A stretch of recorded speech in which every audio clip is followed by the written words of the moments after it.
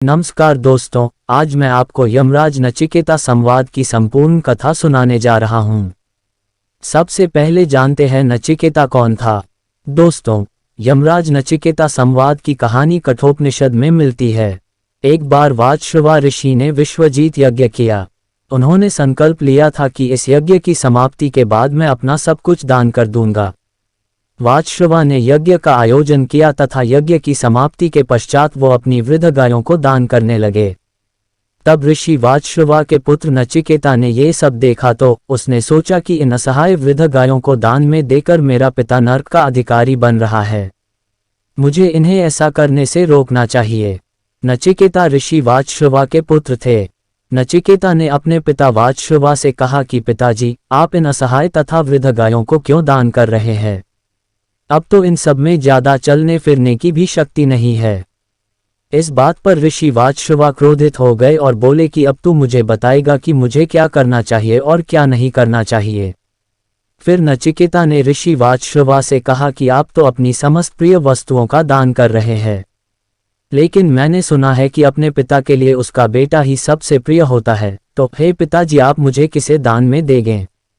ऋषि वाजश्रवा इस पर कुछ नहीं बोले, किंतु यही प्रश्न नचिकेता अपने पिता के सामने बार बार दोहरा रहा था, जिससे वाजश्रवा को क्रोध आ गया। उन्होंने नचिकेता से कहा कि मैं तुझे यमराज को दान में देता हूँ। ये सुनकर नचिकेता बहुत प्रसन्न हुआ और अपने पिता की आज्ञा लेकर नचिकेता यमपुरी के लिए निकल गया। जब नचिकेता यमराज के द्वार पर पहुंचा तो वहां पर तैनात यमदूत ने नचिकेता से कहा कि इस समय यमराज यहाँ नहीं है। नचिकेता वहीं पर भूखा प्यासा यमराज की प्रतीक्षा करने लगा। 3 दिनों के पश्चात यमराज पहुंचे तो उन्हें नचिकेता से पूछा कि तुम कौन हो और यहाँ पर क्या कर रहे हो। तब नचिकेता ने यमराज को सब कुछ बता दिया। यमराज नचिकेता की भक्ति भावना से बहुत प्रसन्न हुए।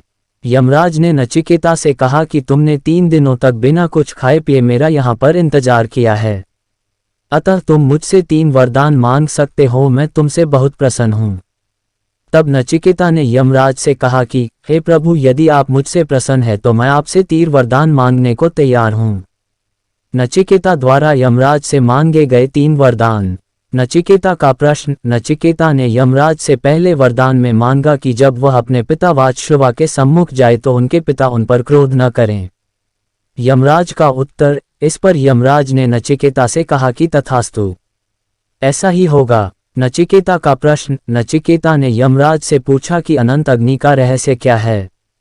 यमराज का उत्तर। उस परमात्मा से जन्म लेने वाले देव, असुर और मनुष्य जो भगवान को अलग अलग मानकर उनकी पूजा करते हैं, वो जन्म जन्मांतर तक भटकते रहते हैं, उन्हें कभी भी मोक्ष नहीं प्राप्त होता है।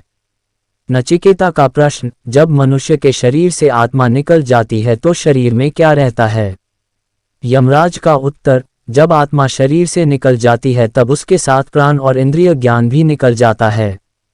मृत शरीर में क्या बाकी रहता है ये किसी को भी नजर नहीं आता, लेकिन वह परब्रह्म उस शरीर में रह जाता है, जो कि हर चेतना तथा जड़ प्राणी में विद्यमान है। नचिकेता का प्रश्न। मृत्यु के बाद आत्मा को कौन सी योनियां मिलती है? यमराज का उत्तर। मनुष्य को उसकी मृत्यु के पश्चात उसके कर्म के आधार पर 84 लाख योनियों में भटकना पड़ता है।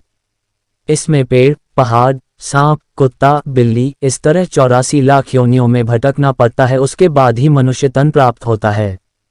मैं आशा करता हूं कि हमारे द्वारा दी गई जानकारी यमराज नचिकेता संवाद की संपूर्ण कथा आप सभी को बहुत पसंद आई होगी। हमारे वीडियो को आप अपने फेसबुक, व्हाट्सएप, इंस्टाग्राम पर जरूर शेयर करें। धन्यवाद।